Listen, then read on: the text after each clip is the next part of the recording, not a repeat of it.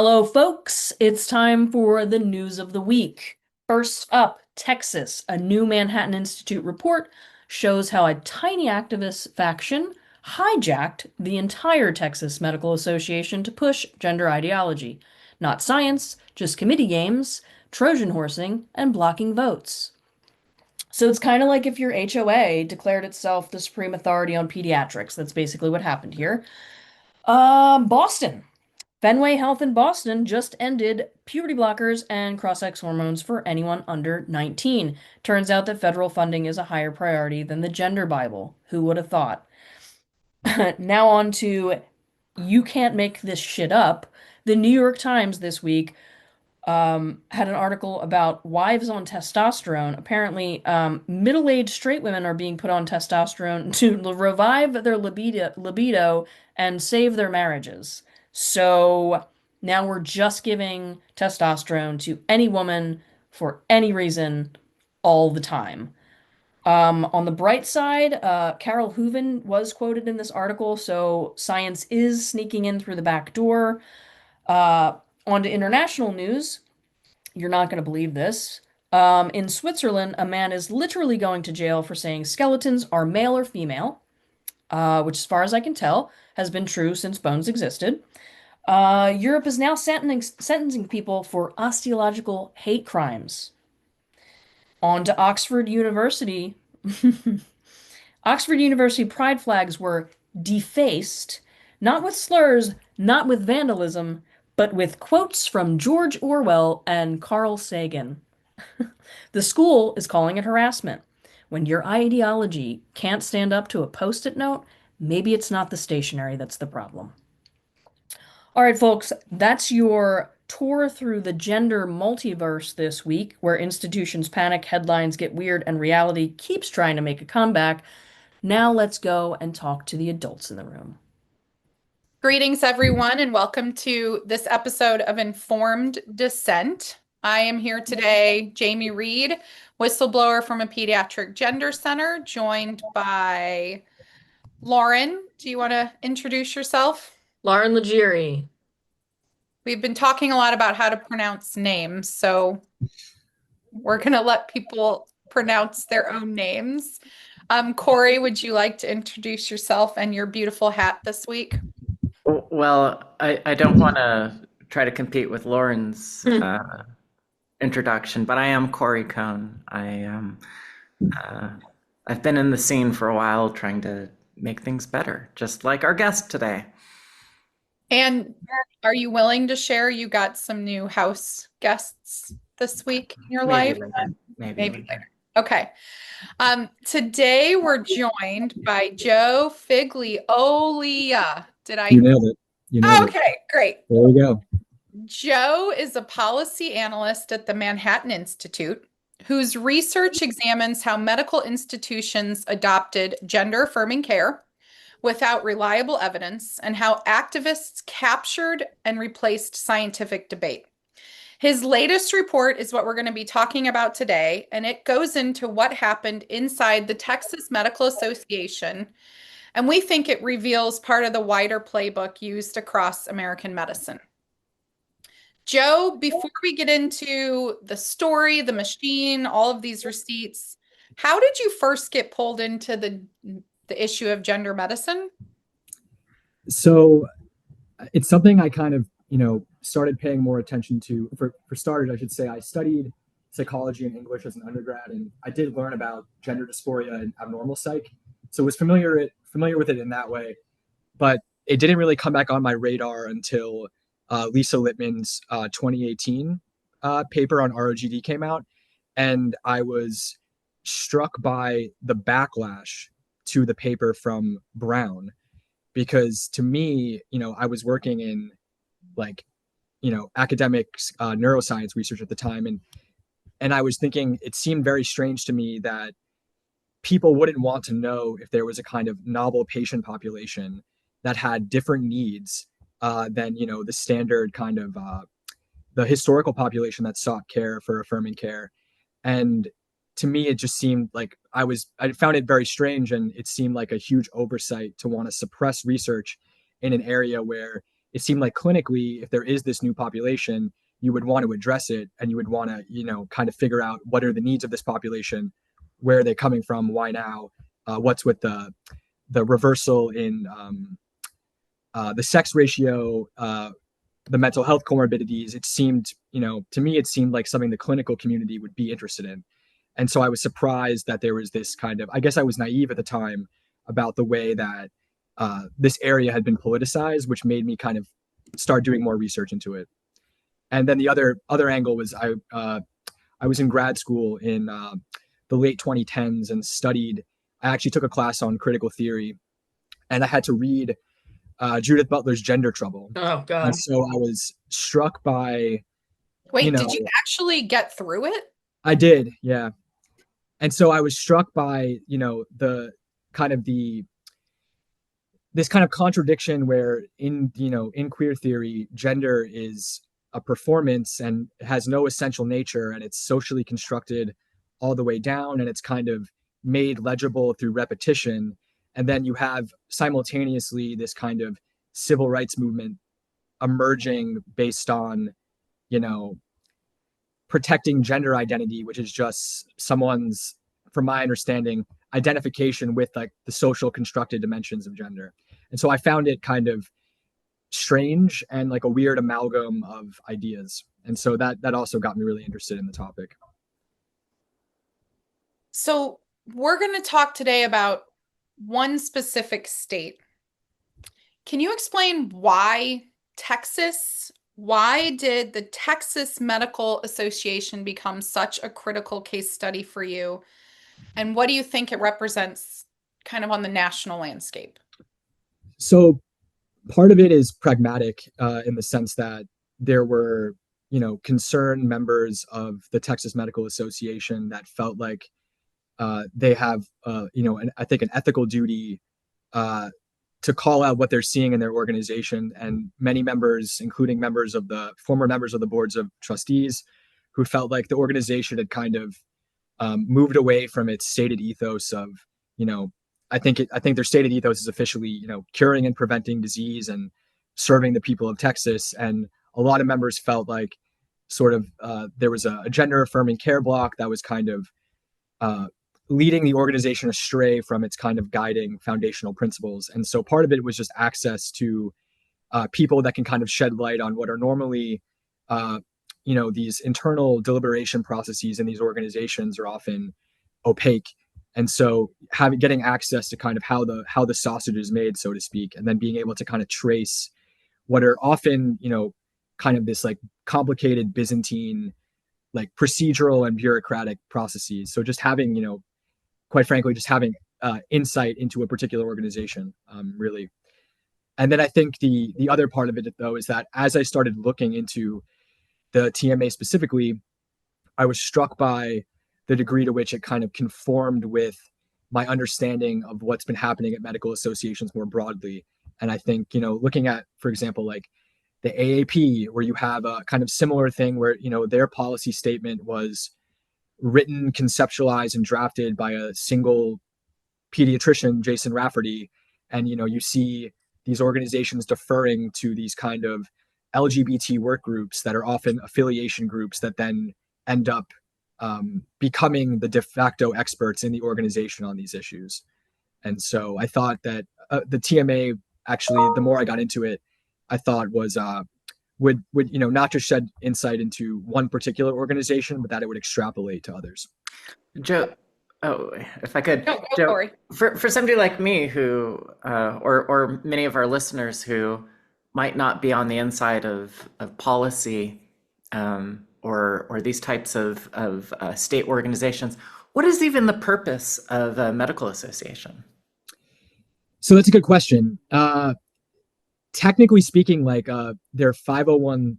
This is a 501c6 or 501c. I might have reversed the order, but they're technically it's a professional association for members. So it's really more of a trade organization or a trade guild in some ways.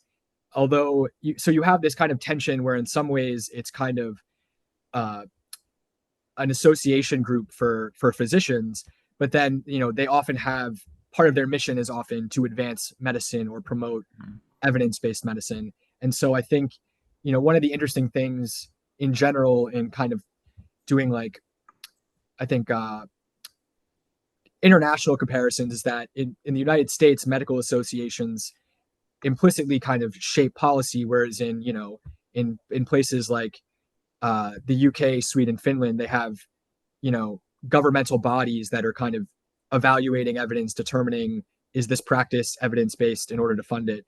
And so the guidelines or the standards are kind of more centralized, where in the United States, it's not the case there. So you have kind of, it's a mix. Can I ask a question? Does every state have its own similar structure? That's a good question. I actually don't know if the structure of each. So the TMA, from my understanding, is a state affiliate of the AMA. They're technically independent organizations, but they're there's a term that they use. I forgot. There's a technical term in the AMA bylaws that describes the relationship between state affiliates and the larger AMA. So the state affiliates send delegates to the AMA more broadly, though. So there is a relationship. They're not totally independent organizations. Okay. So your report shows how a tiny faction inside the TMA managed to gain what some people might see of as disproportionate power. Can you walk us through how the capture, and I'm putting capture in quotes, but the capture actually worked out, and what were some of the key levers that ended up in this position where kind of activists in some ways were steering the policy? Sure. So I think for me, a lot of this starts with these affiliation groups that exist. In the case of the TMA, they had in 2020, there was an affiliation group called the LGBTQ section, which was basically just essentially a group for members who identified as LGBTQ to have their views kind of represented in the organization. But it's separate from a expert council or committee. It was seen as really just a member group. But at the same time, TMA did something really interesting where they simultaneously, conceptualized this as solely an affiliation group. But then the way the group is described in the bylaws gave them sort of implicitly views them as an expert on these issues, because it says something to the effect of, they're supposed to develop evidence-based and scientifically informed resources on LGBTQ issues. But then in 2020, and I thought this was so fascinating, and I wish I had more insight into the deliberation process behind this, but they ended up adding another amendment to the section's mission in their bylaws, which became educating policymakers and developing resources about the medical spectrum of gender identity to improve access to healthcare. So you have this kind of tension already between this ostensible affiliation group that's supposed to pursue evidence-based stuff, and then you're also making them inherently committed to the social reality of gender identity, and then improving access to healthcare solely based on gender identity. And the more I think about it, so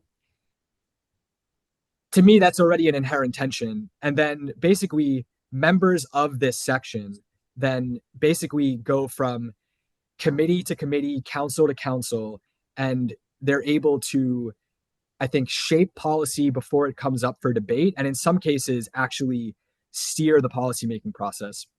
And to give you, there's a number of examples from the report, but I think one of the most obvious examples is in 2025. TMA was evaluating essentially a policy to assess the status of their gender policies. And it was calling on basically a third-party board to assess TMA's current policy. Is this evidence-based? What does the science say about this? Other countries are doing different things. Maybe we should reconsider our policy, which, to be clear, at the time, only states I'll just go back to, I want to make one more point about TMA's policy in a second, but I'll just add that so in 2025, they're trying to revise their policies, and members testify to these reference committees that are in charge of essentially evaluating the policy and its scientific merits in some ways. And in 2025, 17 members from TMA testified in favor of this policy to revise their policies and kind of do an audit. And 3 members testified against, basically just saying, like, to the effect of, oh, our policy is like, we can always evaluate it in the future, or we should always, it's good enough as is, or, there's always a call for more research on the topic and all this stuff. But the fact remains that TMA's policy was unambiguous, that they support this, this is an evidence-based practice that they support. And there's none of the nuance that members are kind of reflecting in private is reflected in the policy, which is unambiguous that this is evidence-based and, the TMA supports it. And so 3 members on this reference committee in 2025 were either LGBTQ section members or members that taught a CME course, which is a continuing medical education course on transgender healthcare for the TMA. That's, essentially affirming care propaganda. And so they, despite the 17-3 testimony in favor of this policy, they basically say, hey, we're not going to recommend this policy because our Council on Science and Public Health was basically like, we already have expert bodies to evaluate the science here. But of course, you have this paradox where they won't actually evaluate the science because you have members, most of the testimony is being explicit that the practice is not evidence-based, and they're citing evidence from different systematic reviews. They're citing evidence from, NIH, Finland, Sweden, etc. And essentially, the organization isn't engaging with the evidence at all, and they're kind of just deferring to, in some cases, the recommendations of their reference committees. And what's important about the reference committee is that often the House of Delegates does vote on policies after a recommendation is made by a reference committee. But from my understanding, from data that from, I believe, 2022 shows that 92% of policies recommended by a reference committee were ultimately adopted by the House of Delegates. And in many cases, these policies are not actually formally debated. They're only debated if someone extracts a policy for debate. So often certain policies are sort of voted through in block votes, and they're not always debated. And so that's also another interesting kind of detail. Okay. I want to kind of pause for a moment and go backwards. Sure. So you said, I wrote down 2020 is when the LGBTQ plus section, is that when it first kind of emerges? Yes. So it emerged out of, and I think this is very important, but it emerged also out of deliberations on another policy they passed, which was a non-discrimination policy for different categories, including non-discrimination for gender identity. So previously to 2020, if I'm a gay doctor working in Texas, and I'm assuming that in 2017 and in 2015 and in 2012, there's gay doctors working in Texas, there's lesbian doctors working in Texas. Was everything fine that they didn't have an LGBTQ plus section? Well, it doesn't, I don't know about the nature. I don't know about the nature of all their policies prior to that. And so some of what I did was doing research in, well, I mean, even before they had an LGBTQ section, there was still controversial policies being passed related to gender. And one of the main ones I focus on in the report is their sexual orientation change effort policy, which was initiated prior to there being an LGBTQ section that got the science wrong on conversion therapy for gender identity, where they sort of passed this policy on sexual orientation change efforts. And it's only called originally sexual orientation change efforts. But then in other cases, the TMA states things like sexual orientation change efforts might include efforts to change gender identity. And they're kind of based on this SAMHSA report that never actually cites any research on Semmelweis efforts for gender identity specifically. So they Okay. yeah. I need to slow you down for a minute. So Sure. you just said SAMHSA, and I know what it means. And did you say SOGI? Are you Semmelweis? So it's sexual orientation and gender identity change efforts. It's this kind of umbrella term they use to kind of graft gender identity change efforts onto sexual identity change efforts. okay? So somehow we're back to talking about conversion therapy, which I didn't realize this would lead to. But Yes. what is SAMHSA? Can you tell us what SAMHSA is? It's a governmental organization that let me actually get the full acronym because I don't want to get this wrong for you guys. Yeah. It's the Substance Abuse and Mental Health. Nope, you're right. So when I worked in HIV, SAMHSA drove some of our policy, but it was about substance abuse and mental health was its primary government function. Yeah. So they kind of weighed in on sexual orientation and gender identity change efforts at a time when, from my understanding, there's very little data on gender identity change efforts specifically. Although it's often asserted that they're harmful, and a lot of the times that's based on data on solely sexual orientation change efforts. And then there are a couple newer studies that are technically about gender identity change efforts, but they're studies of adults, and they rely on kind of retroactive recall, and they can't determine causality because they're surveys. And so you basically have people that, from my understanding, it's people that people that report having worse mental health also report that a therapist tried to change their gender identity. Okay, so let me say something potentially controversial, and maybe Lauren or Corey wants to kind of weigh in. But what I'm hearing is that the state's medical association might have fucked up over promoting conversion practices for gay people back in the day, and that they maybe realized they messed that up. And so then we come to 2020 and they think that the solution out of that problem was to make an LGBTQIA plus section. I think that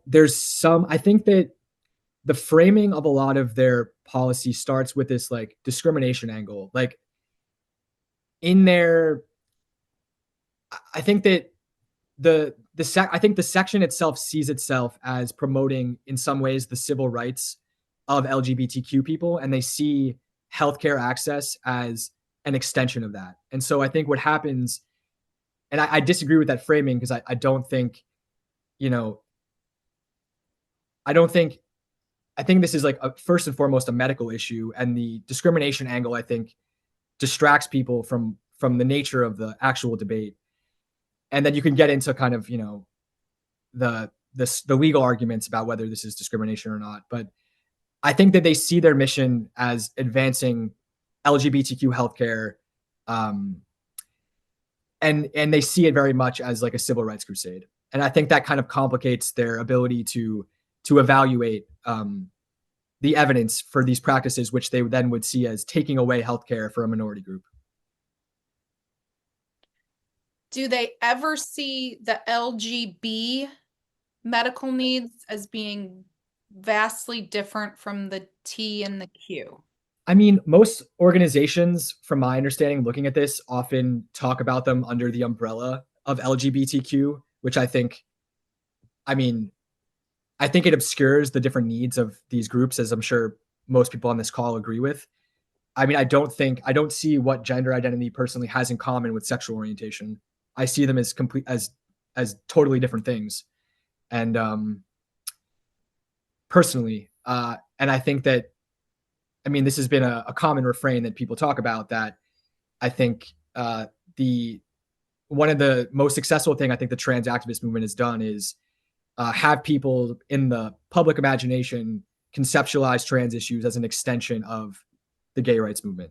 because I think it makes pushback to things like affirming care seen as inherently, bigoted or discriminatory, and it draws attention away from the fact that from the questions of is there actual evidence for these practices?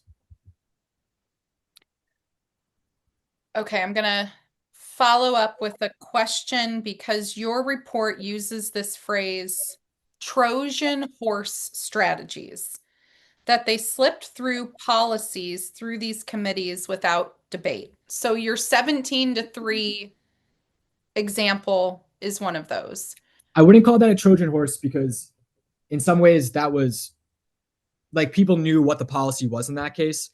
In the example I use in that section, and actually they called the Trojan horse phrasing was actually phrasing that the section members used themselves. They said we need to find the right Trojan horse. And so, yes. And what they discussed Is this in like internal emails? This is in an LGBTQ section meeting.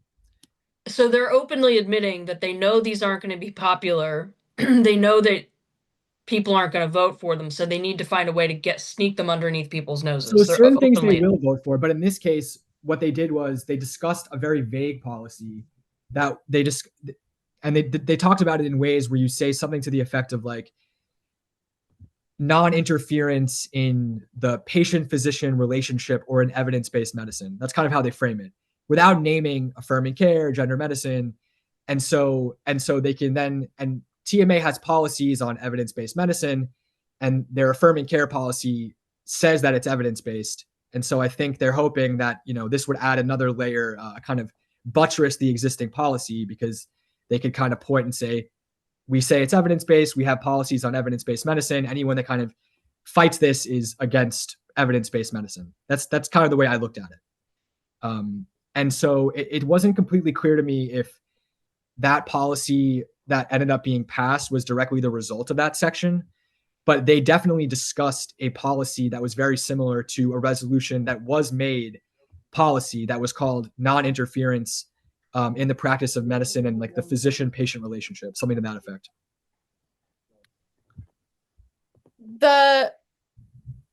The people that are sitting on the LGBTQIA plus section, the kind of the leaders there, you make reference that they are also doing some of the trainings or they're running the CMEs.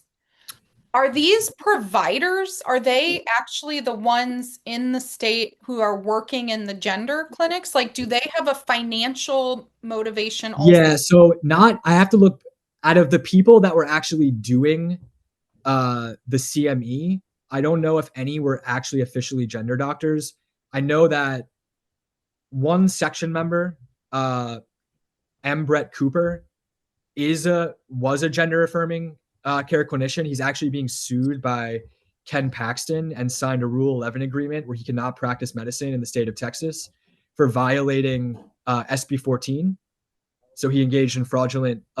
It's not the legal saga hasn't played out, but he was accused of fraudulent billing practices, and then he was also on TMA's Council on Legislation and was just reappointed to TMA's Council on Legislation recently. And then another gender doctor, a section member, John Carlo, owns an adult gender clinic. It's actually it's a LGBTQ health section clinic. And he's on TMA's board of trustees. And he arguably has financial conflicts of interest. And he's also until recently was on the AMA's council, the AMA more broadly, their council on science and public health. And he was recently appointed in 2025 to serve as a consultant to the TMA's Council on Science and Public Health, which tells you that they still see him as an expert on, I imagine, ostensibly gender medicine, because I don't know what other area of expertise he would have medically. So let's talk a little bit about Texas just in general. So you're finding this out about what's going on internally within the Texas Medical Association. But at the same time, I think we could confidently say that Texas has been one of the states leading on legislative efforts to scale back pediatric gender interventions. I mean, Corey, do you remember when what year were you first there? 23, I think. And SB 14, what does SB 14 do in the state of Texas?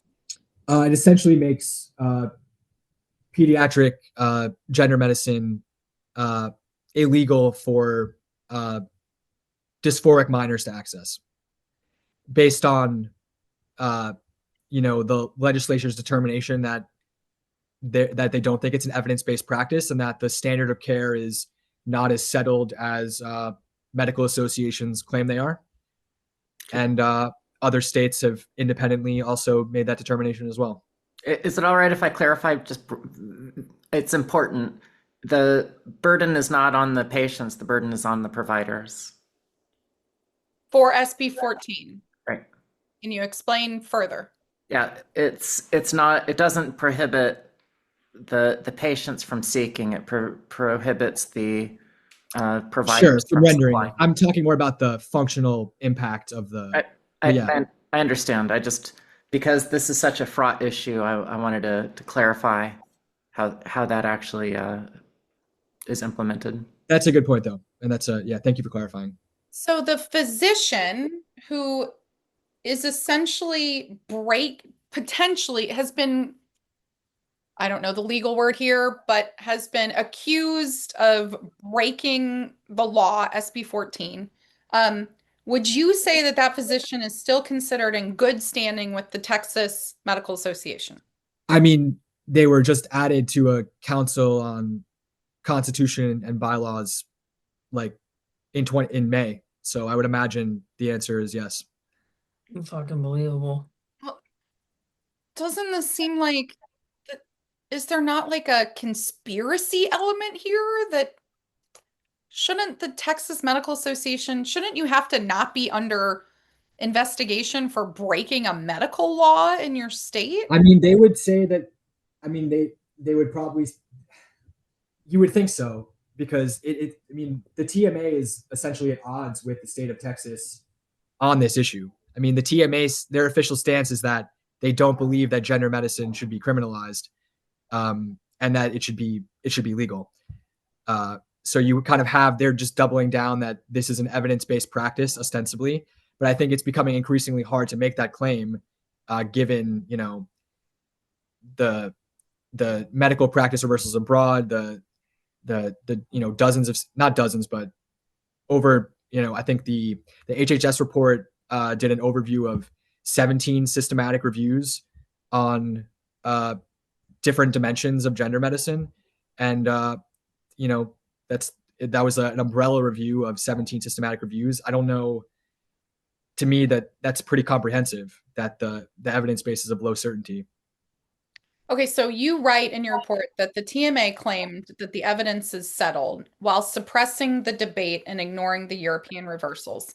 Can you give us a picture? Who were those 17 doctors that, I mean, they weren't raging transphobes like we are.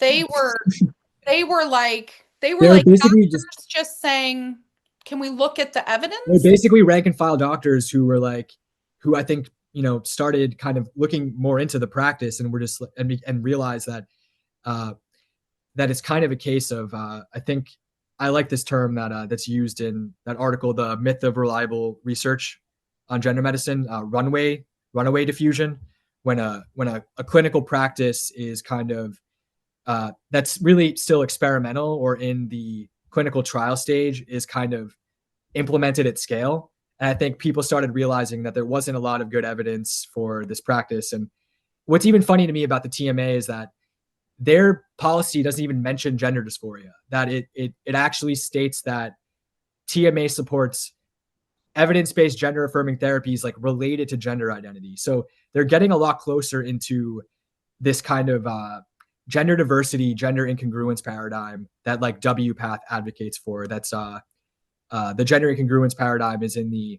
ICD-11, the International Classification of Disease. And what's notable about that is it takes away distress as a key feature compared to gender dysphoria. So essentially they say this is not a pathological condition. This is totally healthy. But then you have this paradox. Well, if that's the case, how could you even describe this practice as medically necessary or life-saving in any way if there's no pathology and you're not even resolving a disease state? It's not clear in the gender incongruence paradigm, like what we're even doing here. Like, what is the problem? What are we treating? And so I think that's important for people to kind of see here, that this is kind of not normal medicine as traditionally practiced. This is something I think a bit weirder, a bit stranger. I often call it just postmodern medicine. Oh, interesting. Yeah. Okay, so you use the phrase, your report looks at how the sausage was made.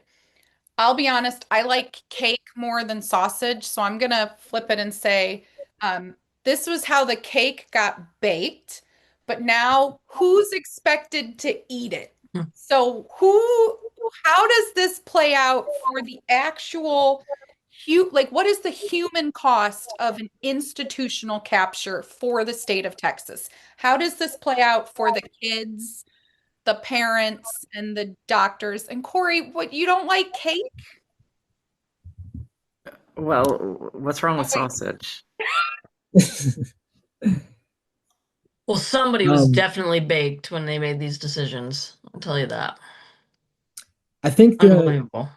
For me, the human cost, I think, is the fact that there's like really like kind of a vacuum of reliable information on this topic. And I think when you have this illusory consensus on this topic where, it's objectively true that you could say that almost every major medical association in the United States supports this practice, that means that regular people trust their medical organizations. They assume that these organizations have their back and are kind of actually assessing these practices. And I think my colleague Lior Sapir at the Manhattan Institute uses the term the broken chain of trust, where I think a lot of people look to these organizations, assume they have their kind of the best interests of patients in mind, and I think what you end up with is everyone kind of not realizing the stakes of the issue. And I think you get into informed consent problems as well, because if everyone thinks this is evidence-based,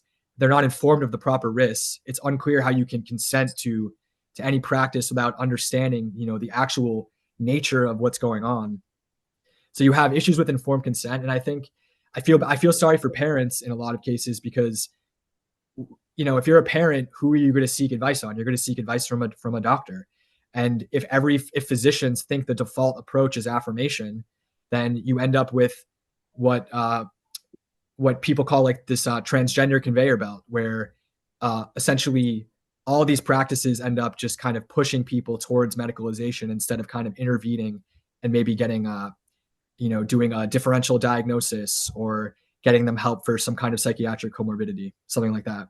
And then for the people themselves, that the actual patients, they don't get the care that is going to solve their underlying problems. If they're not gender related and they are problems due to an underlying comorbidity or whatever it might be, some kind of, there's different ways I think people end up identifying as transgender or interpreting diffuse negative affect as gender dysphoria.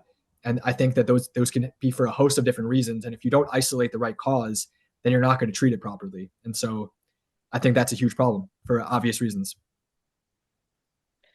So after you've done a huge kind of investigation, spoken to clinicians in the Texas Medical Association, did you come to any conclusions about how medical associations could either, first of all, rein this back in and put it back into evidence-based medicine? And then, is there a way to prevent something like this from happening again in the future? It's a good question. I think there are definitely things that can be done, but I think it also requires, there's like clearly like a cultural problem, and there's also like an enforcement problem in these organizations. And the cultural problem, I think, is that people self-censor and don't necessarily feel comfortable voicing their opinion on this issue. And I think part of that is the way that the issue is framed, where like if the organization's official stance is like, opposing affirming care is discriminatory, people don't want to be accused of discrimination for opposing it. And so that's a problem. In the TMA's case, you have issues where the board of trustees, seemingly, at least some members, clearly endorse this practice. And then so getting them to kind of enforce, conflict of interest protocols, just doing, their oversight function that they have as being the board. There's not an incentive to actually do that if they kind of support the policies implicitly. I think the main intervention would be finding a way to separate the policymaking angle and the activist angle of these organizations. Because I think what ends up happening is that you get these LGBTQ working groups or these LGBTQ sections that are, functionally activist in nature. Like, again, the part of the function of the LGBTQ section in TMA was to educate policymakers about the medical spectrum of gender identity, etc. That's really like, that's like a contested ideological assumption that they're kind of endorsing from the jump. And so I think that those people shouldn't be the ones that are solely in charge of kind of evaluating policy on these issues. There's obviously conflicts of interest about someone's ability to assess evidence that might have implications on people's access to this kind of healthcare. So I think separating that, whether that's through, like an independent evidence review board that ensures that policy organizational statements are in fact evidence-based, I'm struck by the American Academy of Pediatrics 2018 position statement by Jason Rafferty, which is like not based on reviews, and it's kind of like it's wild to me that like they would put their names, that the AAP would put their name on a kind of statement like that that's not by the standards of evidence-based medicine, evidence-based. I think if there was a kind of boards like that or kind of committees that were inherently ideologically mixed, I think you need viewpoint diversity in these organizations. And I think you can't fix this problem without that. Okay, my final questions, and then if Lauren or Corey want to weigh in, where can people find the report? What's next for you? Like, what are you moving on to next? And then where can people find you? You can find the report on the Manhattan Institute website. I am famously not on Twitter, like many of my colleagues. So you can find my page though on the Manhattan Institute website. Wait, you feel like a lot of your colleagues are not on Twitter? No, are on Twitter. I said okay. unlike my colleagues, they're all on Twitter. I'm that because you're on Instagram or TikTok instead? I'm not on Instagram or TikTok. I like to just kind of like let my work speak for itself, and I don't want to kind of get into for my own mental health. I just feel like I would be battling in the trenches and getting good for you, up. Joe. Yeah, so I'm just not going to play that game. I also write a newsletter for the Manhattan Institute that's called the Gender Debrief. So if you want to sign up for updates there, you can subscribe to the newsletter as well. I don't know how you spend your evenings before you fall asleep if you're not scrolling X. I have a shadow Twitter account, I might add, actually. So that's my concession, is that to kind of engage with because there is a lot of important updates in this space that does take place on social media. I do have a shadow Twitter account just to kind of take the temperature of the internet, and then I scurry away. So. Well, thank you very much for joining us. Thank you for this report. I hope that more people will go and read it. And thank you for taking the time to do this deep dive. We're actually going to meet with one of the doctors from Texas next and have her on in just a minute. I'm excited to see that as well. So enjoy the following interview, and thank you for having me. I appreciate it. Absolutely. Thanks, Joe. Thank you. Take care. Thank you all. Let's go. And we are back for our second segment for this podcast with our guest, Dr. Lisa Ehrlich, who is a Texas physician who has seen some of these battles from the inside. Lisa, Dr. Ehrlich, would you mind telling our audience a little bit about you? Sure, Corey. And yes, you can call me Lisa. That's pretty much what all my staff and my patients call me anyway, because I have one of those last names that doesn't translate very well. So I'm Lisa Ehrlich. I'm a physician practicing here in Houston, Texas for almost 30 years. I'm an internist, and that's really it. I don't know if you want to know more about how I got involved, but you can ask me some questions on that later. Can you actually, what is an internist? Oh yeah, that's a good question. Hmm. So we are general practitioners for adults. We tend to take care of more severe disease, but we also are just kind of like family practitioners. We take care of a lot of chronic disease and other things, but also just healthy people for their yearly physicals. I don't see patients younger than 18. And are you currently a member of the TMA? I am. Have you always been a member during your practice in Texas? Yes. So I've been in practice in Texas since 1997, and I've been a member of TMA all that time. I was actually pretty high up in leadership until just recently. I was on the board of trustees for the Texas Medical Association from 2021 to 2024. Is that like a servant leader position where everybody is expected at a certain point of their career to take on more responsibilities and serve a leadership role? Or is this more of a political posturing where everybody's trying to get into that position? It's a very good question as well. So Texas Medical Association is a 501c6 organization, which is a trade type of organization representing our profession, which is the profession of medical practice, of physicians. So we are fiduciary, and while I was on the board, the fiduciary is to the organization itself, but the organization's fiduciary is to the practice of medicine, especially as it's practiced in Texas, and by default to our patients that we take care of. So servant leaders in the organization should hold that the very top of what we do. We should be practicing physicians. There are a lot of people that have MDs. They're medical doctors. They graduated from medical school, but they don't practice medicine, seeing patients day in and day out. They may be in corporations or work for hospitals or insurance companies or other things. But traditionally, TMA was a physician organization made up of practicing physician members. And should we understand TMA as being an organization that every doctor in Texas belongs to, or they're competing organizations that are trying to outcompete TMA's membership?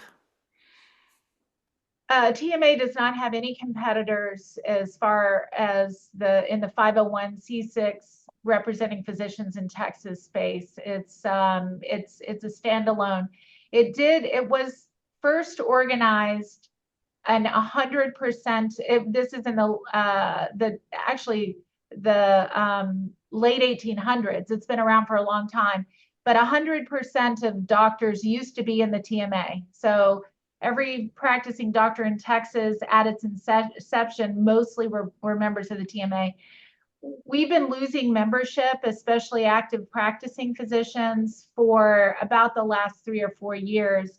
And right now, we only represent somewhere between 30 and 40% of practicing physicians in the state of Texas. The others are not members.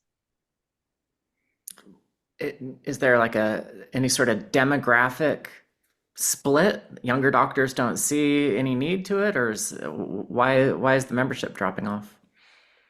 Well, it depends on who you ask. And as with everything, it's multifactorial. But one thing that's really changed, which I'm going to say that this is the blame game, that if you ask people on the board right now, is that medicine has changed. More physicians are employed. And so traditionally, TMA would represent doctors who have more autonomy, And so maybe the value of TMA has been dropping as far as employed physicians. Younger physicians tend to be more employed. And so the kind of the rank and file traditional older doc like me, we may represent more the independent practitioners, but really that was already happening before 3 years ago. In 2022, we lost about 150 net practicing members, which doesn't sound like that much, but it was the first time that we really had lost active practicing physicians. The TMA has actually made up for those numbers by having increasing numbers of residents and medical students as members. So they still tout, we represent 55,000 Texas practicing physicians and medical students. But when you really look at the numbers, it's down around 28 or 29,000 active practicing physicians who are actually practicing medicine in Texas that are members of TMA. So one of the things that there was a strange intersection. If you notice that 2022 was during pandemic, and there was a pretty strong intersection takeover of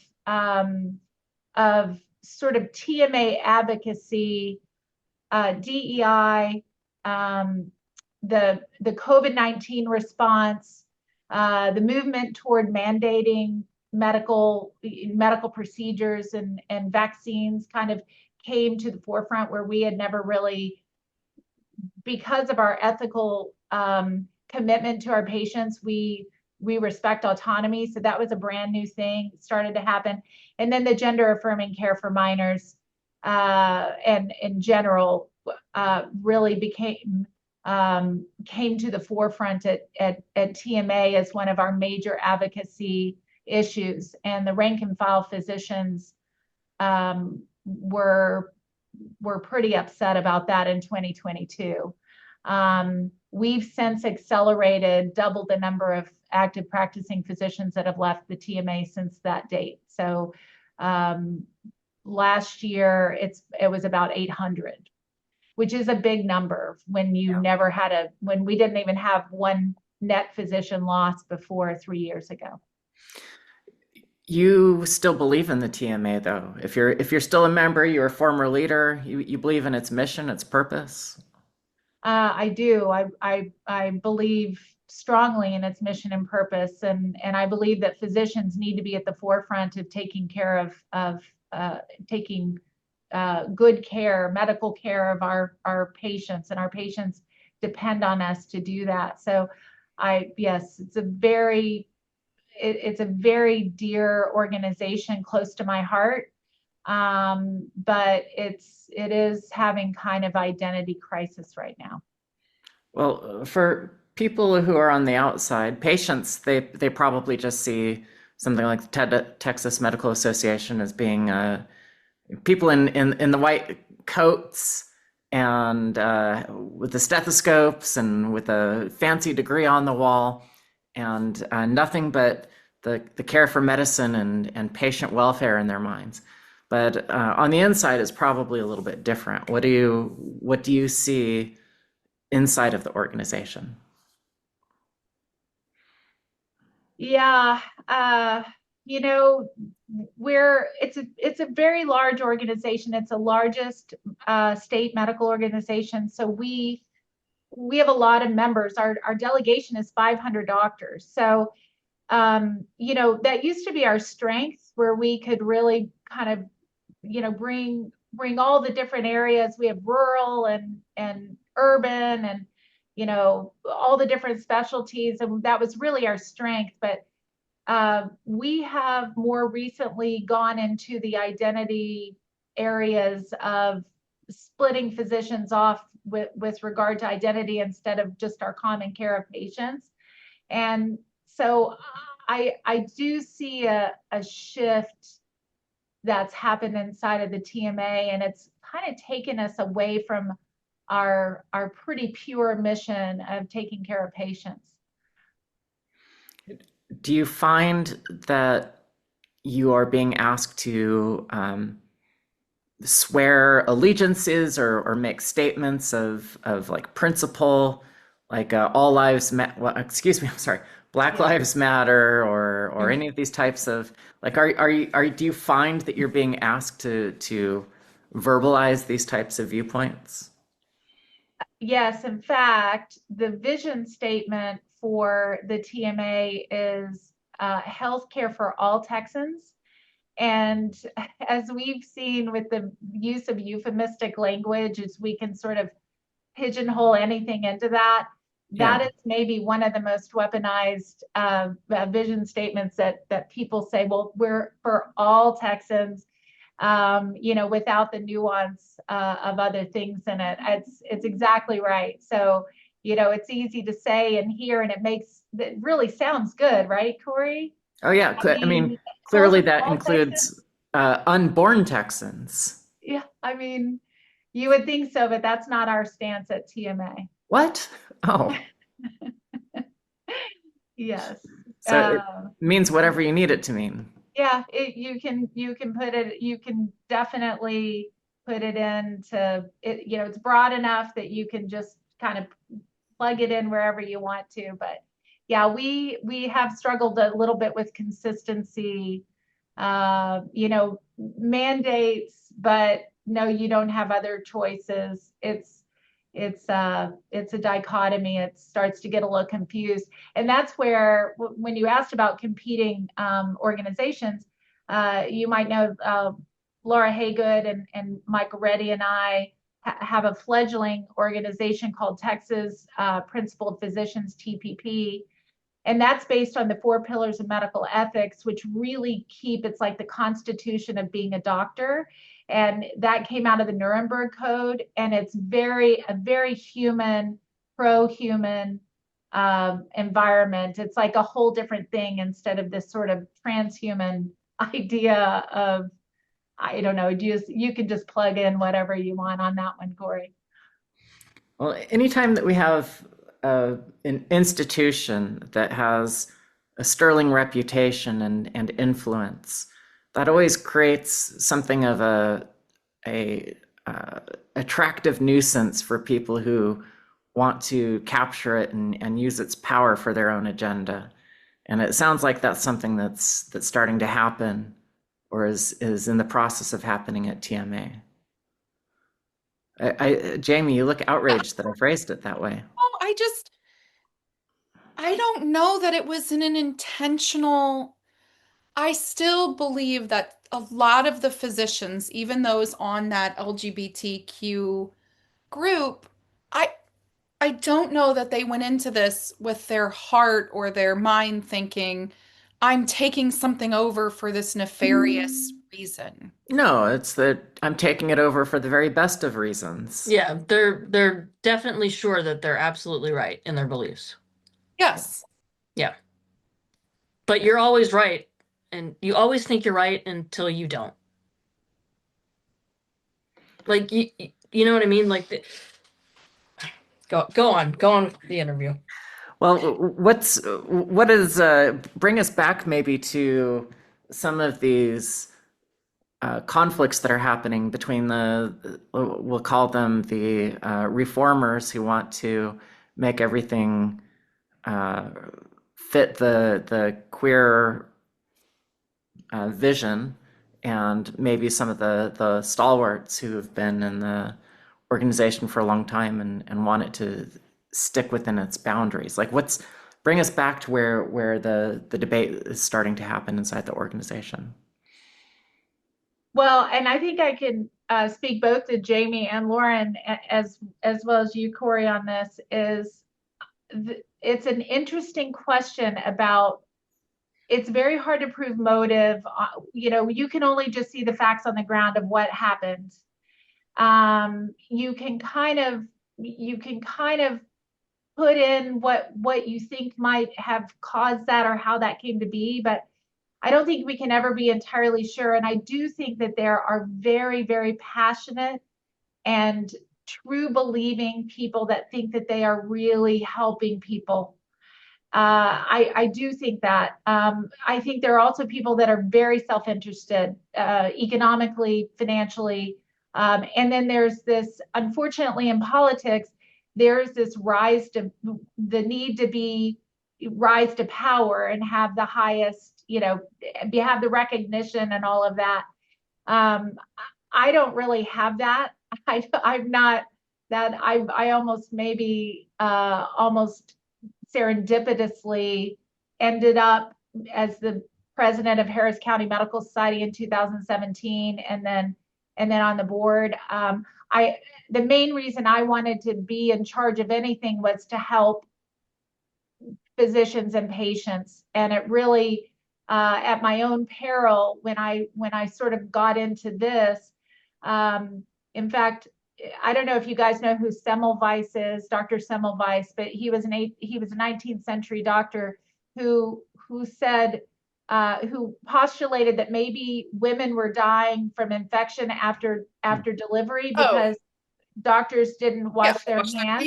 Yeah. And so he just designed a very easy experiment. It was a randomized prospective trial where every other baby he delivered, he washed his hands with chlorhexidine or he didn't wash his hands. And it was very clear that of the outcome of that. And you might think that he was, regaled and had a parade for saving all these moms and their babies, but that's not what happened. They vilified him. They ran him out of town. He died in a mental institution. They took his license away. He couldn't practice. He was really vilified. And why would doctors I don't want to do die that? in a mental Yeah, so is this what we all have to look forward to? Yes. Jesus Christ. Yeah, that's actually where they're trying to make this go right now. But here's the thing is that thank goodness, and Jon Snow is another, the cholera epidemic is another really great example. But Semmelweis, so why do you think that the doctors, his peers, were like, oh, I want women to die? No, they didn't want that, but they didn't want to admit that their hands may have caused harm to their patients. It's a very hard thing to be a villain of your own story. And so the human mind is just, and Corey and I talked about this before, it's just very resistant to wanting to see those things. And so even as the evidence came forward, there's a natural tendency to Semmelweis it. And now Semmelweis becomes the enemy instead of the bacteria that's on our hands. It's natural, but it's not, we shouldn't allow it to happen. And we have to save our patients. Do you think that that's possible? Yes. How? I'm Pollyanna.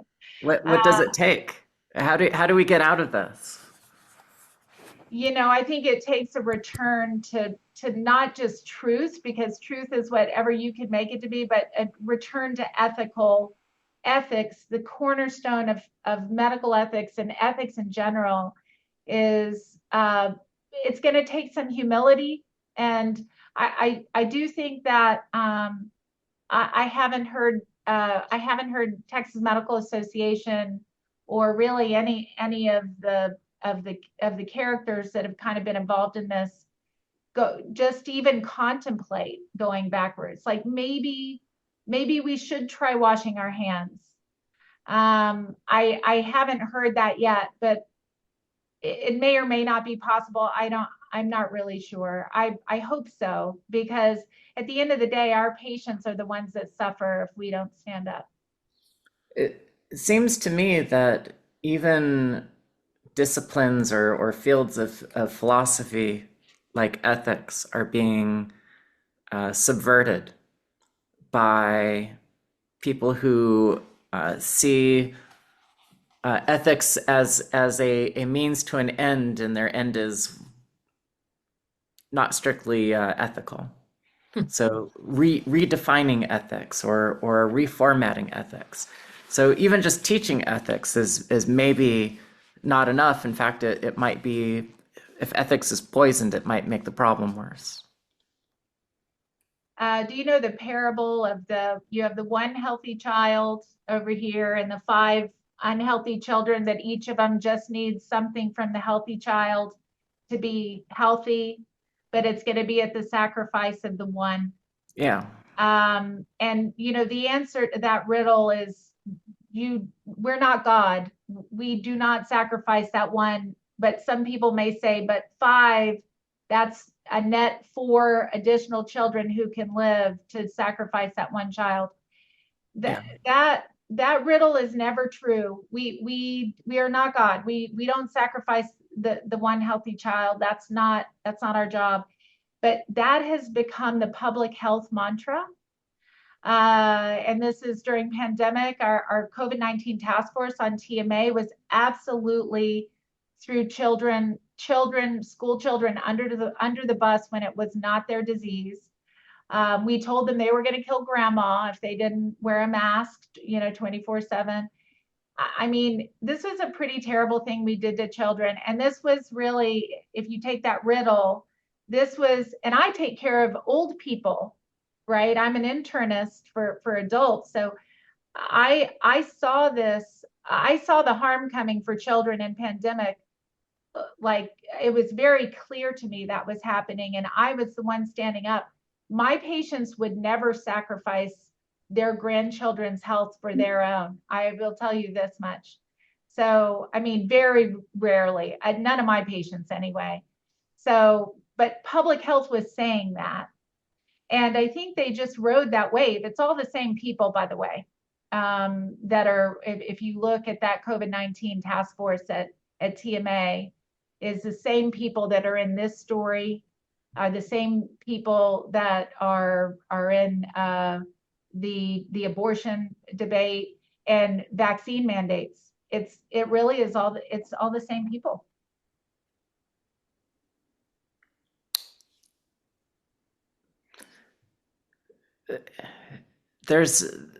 I'm sure that there's a model that helps us make sense of how all of these things tend to keep aligning in the same way. And I have a feeling that it's not left versus right. It's not Republican absolutely versus not. Democrat. Nope. But It's not. I would suggest that maybe it is a separation of people who revere the rights of the individual versus those who would gladly sacrifice those rights in service of the collective. It's a worldview difference. You're exactly right.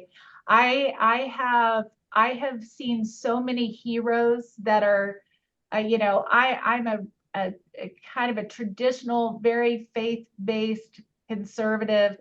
I have seen heroes from all over the map of belief systems, political beliefs, and that how we all align is through. And by the way, by the same token, there are staunch conservatives that are absolutely in the transhumanist worldview, 100%.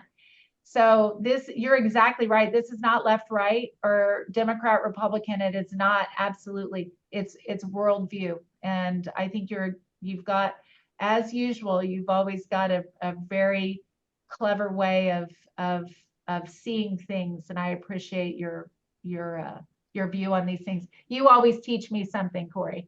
Oh, we're all teachers of each other. We're all teachers of each other.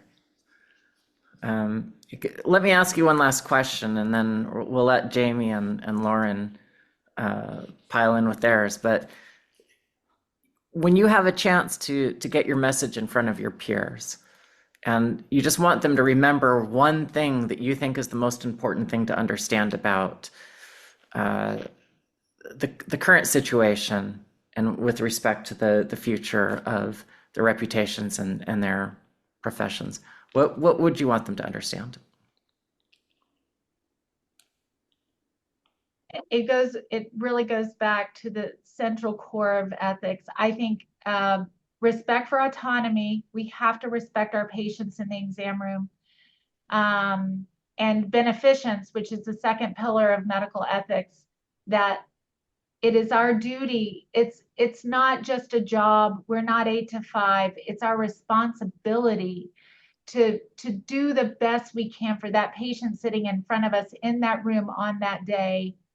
Our responsibility is not to the rest of the world, it's to that patient. And if it's our responsibility to know the data, the research, the science as much as we can, and look at it through an ethical lens. We have to do that this kind of just checking the box is not going to work for physicians. Our patients are already losing trust in us because they don't feel like we're and I'm overgeneralizing, but I do think we have suffered a lot of loss of respect that we have traditionally enjoyed because we haven't taken our oath to that ethic as a responsibility and as a duty that requires sacrifice.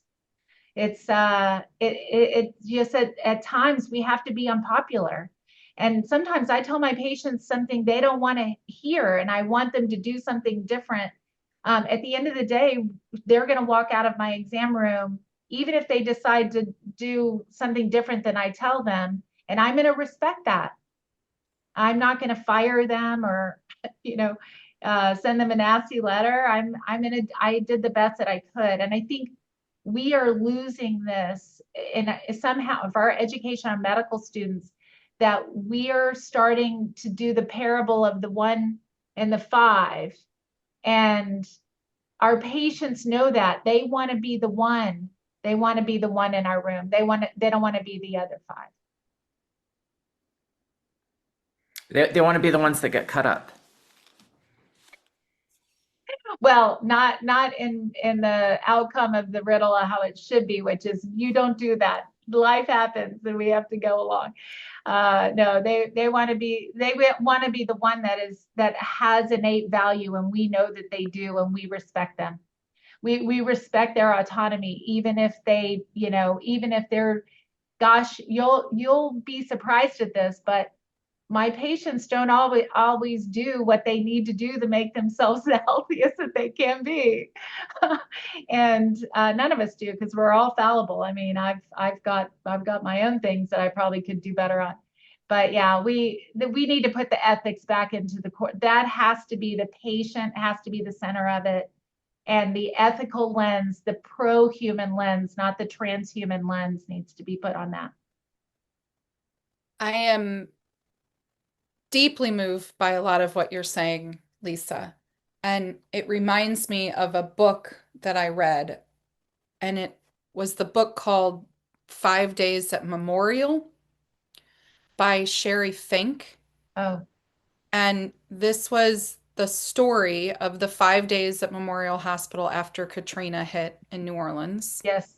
And the hospital lost power, lost water. Yes.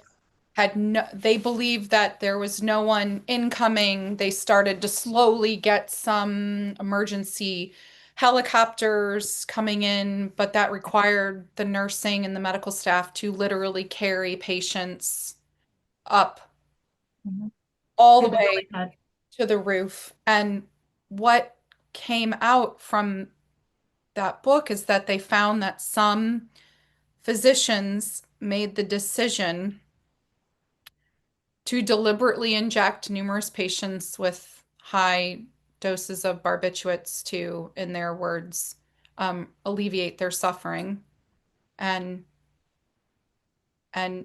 effectively kill them.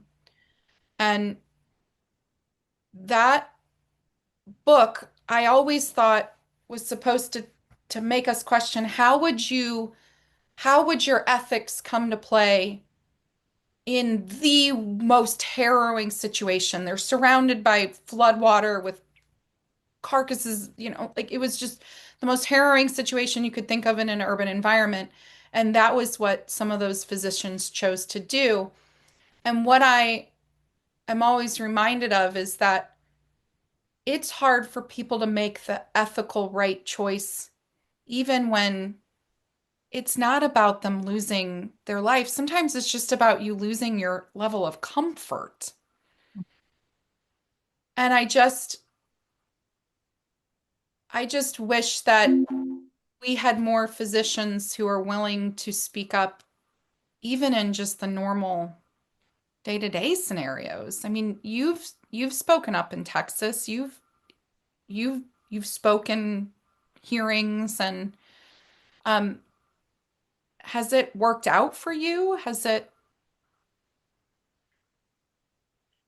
Well, um, I've been kicked off the delegation at Harris County Medical Society, where I was president. In 2017, I ran the Harvey response, the medical response for Hurricane Harvey at the shelter there. It was an amazing feat, actually. Something I'm really, really proud of. And I guess if you look at it from that standpoint, it doesn't sound like it's worked out very well for me.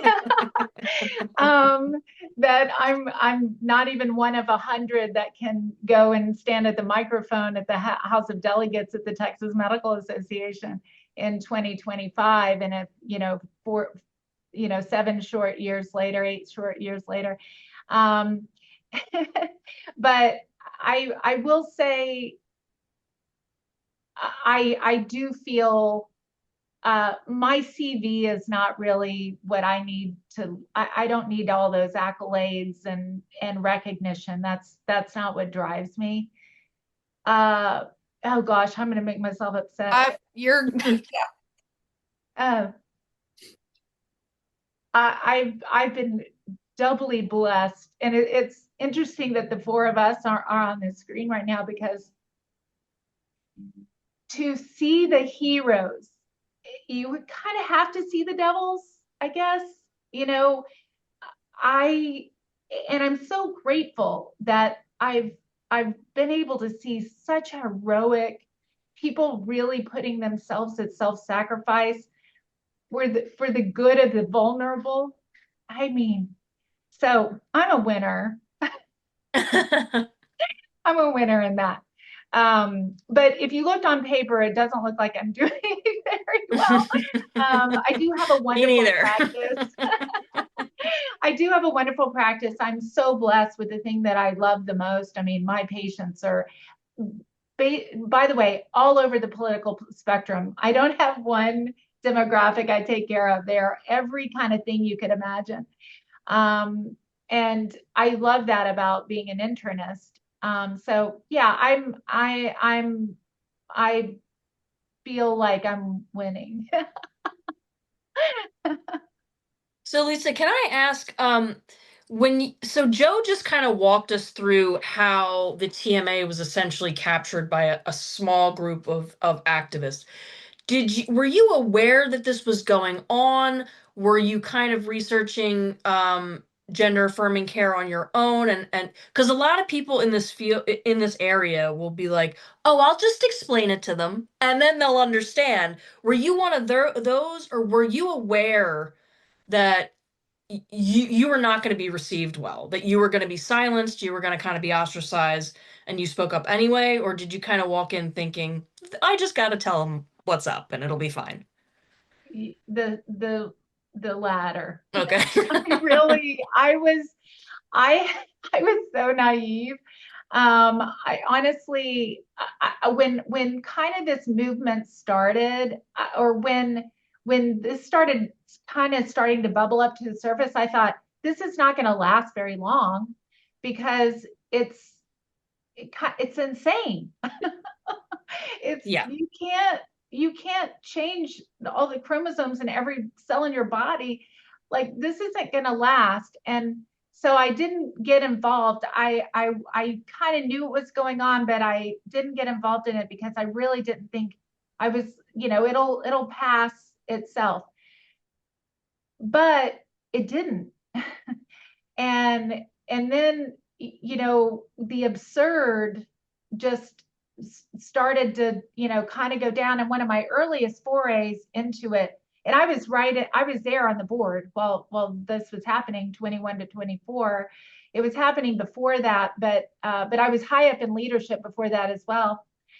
Very naively, I actually brought to the board a question just about, why are we saying sex assigned at birth? This is a euphemistic term. It's not scientific. It seems a little silly.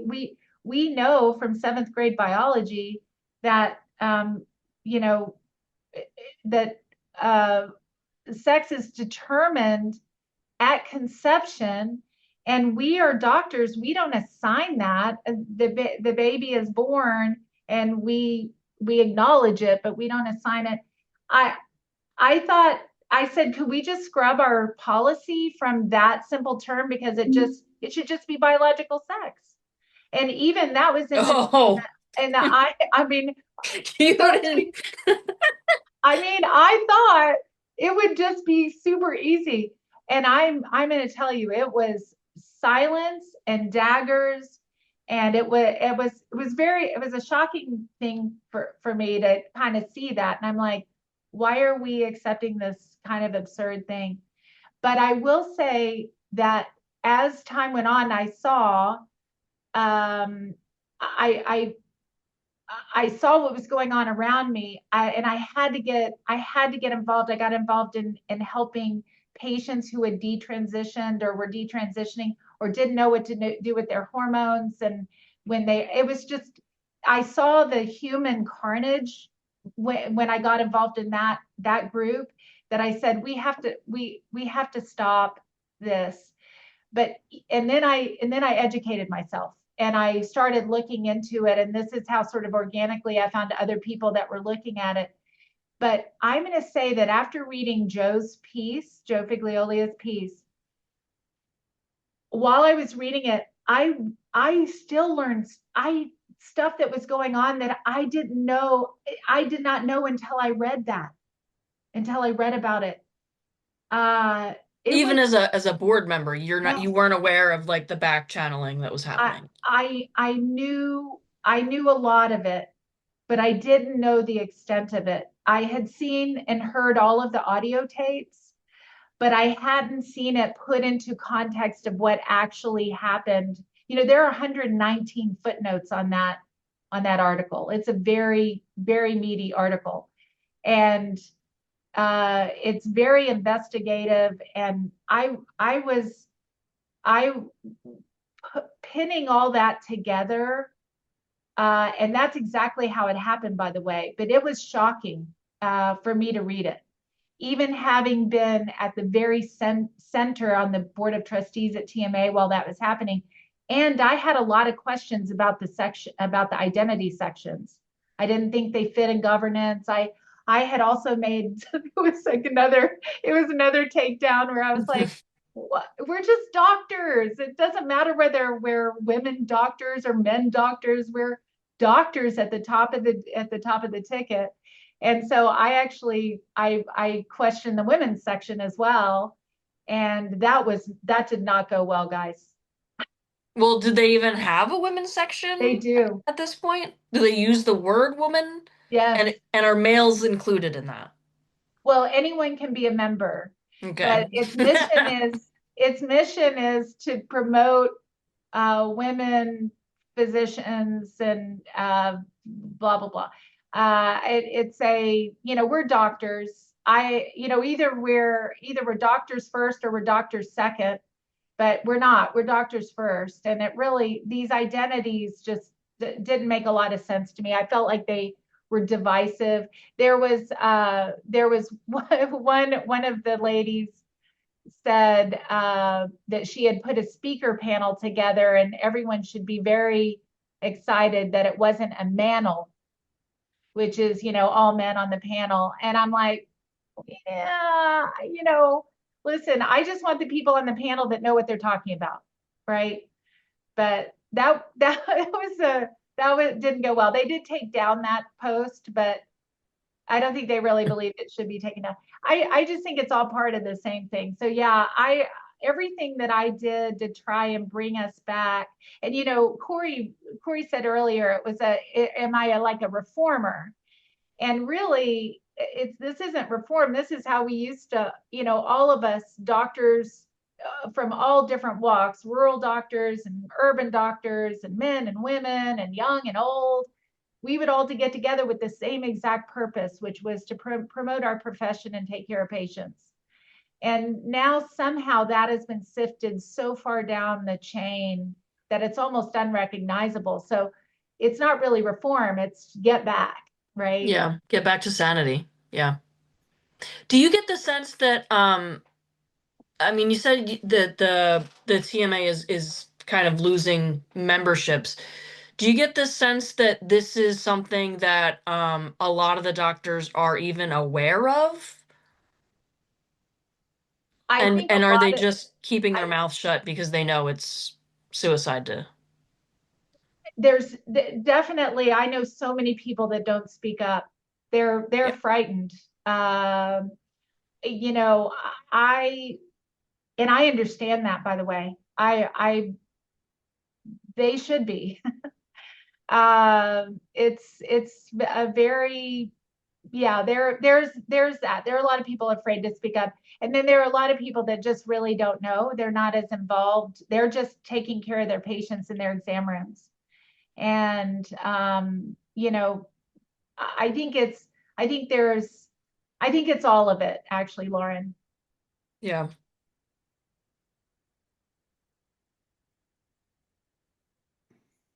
Well,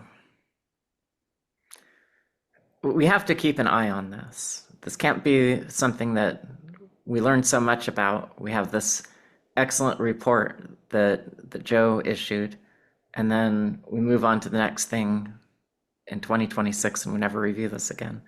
We have to keep an eye on this because even though it's not a front page issue, it affects everybody's healthcare, not just Texas, but whatever state you live in, there's probably similar types of conflicts and forces that are moving around right now.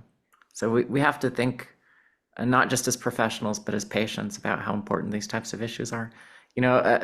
Would it make sense, Lisa, if the next time anyone listening that they go talk to their doctor and they just ask, Oh, wow. are you a member and are you aware that some of this conflict exists? I just went to my yearly physical 2 days ago. I actually really like my general adult physician.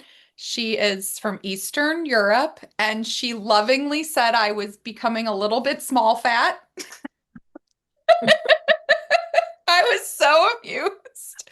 But that, how much do you exercise? What are you eating? But I love it when doctors also just can tell you the truth. I will say that I will absolutely keep going to see her for that. But it never crossed my mind to ask her if she's in her professional organization and if yeah, I'm just grateful that she'll treat me because she knows who I am. And no, I'm serious. I had to leave I know you're serious. I'm in a similar situation. Yeah. The best docs, in our region are all tied to a place that probably would prefer that I fall off the face of the earth. So I'm just glad I have a physician who's like, I know who you are. Yes, I like you. I'll treat you. But I think that's a big ask, Corey, to talk to your docs. I mean, just even ask if are you part of the association? Do you know where they stand on certain issues? Do you know, Jamie, what you just said? It is so far afield to we as physicians, when we are in a place of taking care of you, the patient, should not be sitting in a place of judgment at all. And small, I'm not talking about small fat. I'm talking because we have to get a little judgy on that. We just, sometimes have to do that. She's right. I'm 45. She was showing me your weight chart, but yeah. But that patients, and I saw this during pandemic, I actually had a pulmonologist who brought one of my patients in just to shame them that they didn't take the vaccine and never intended to treat her at all. And just to bring her in to shame her. I that was never when I'm old, I'm 60, okay, so I'm kind of starting to get long in the tooth here. But if you would have told me that that would have occurred 30 years ago, 35 years ago when I was in medical school, I would have never believed that would be true. We used to walk into tuberculosis when I was in the 1980s. We had HIV, and all of our HIV patients, a lot of them had TB, and refusing to see those patients or passing judgment on them or whatever. That was never, never, never a thing. And right now, you just said, I'm glad I like her because I have all these other people who won't see me. I mean, what? Yeah, it's crazy. But Corey, Crazy. Corey, you experienced similar. I mean, I did. Yeah, I've talked about it before. And I just won't go to the doctor anymore. You said it a little bit tongue in cheek there, Lauren, but this is the big danger. Where are our patients going to go if they don't have us, because it's a lot of training. And if they don't trust us and they just go, I'm going to go figure it out myself, they're going to come to harm for a different reason, right? yeah. Lisa, where can people find you? Are you? I'm not on social media, and thank goodness.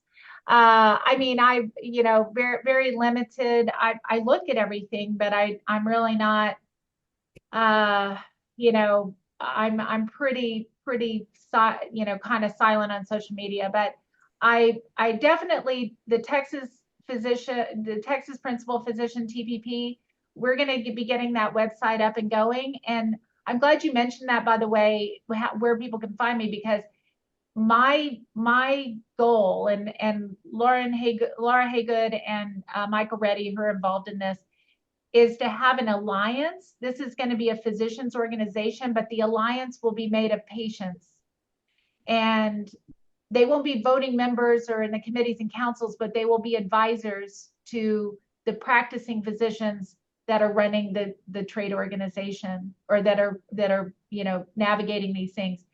And I think that's the most brilliant piece of all, actually, because patients are why we're here, and they're the ultimate consumers of what we're putting out.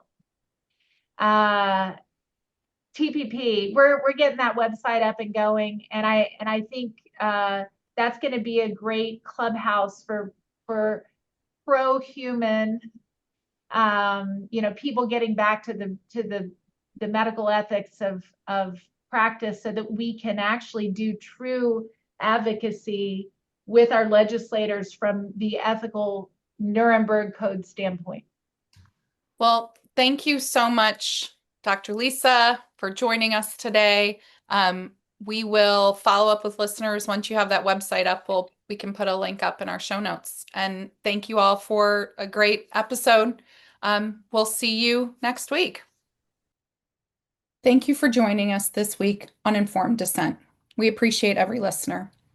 We want to give a special thanks to the team at the LGB Courage Coalition and our producer, Leanne Owens, whose hard work behind the scene makes this podcast possible.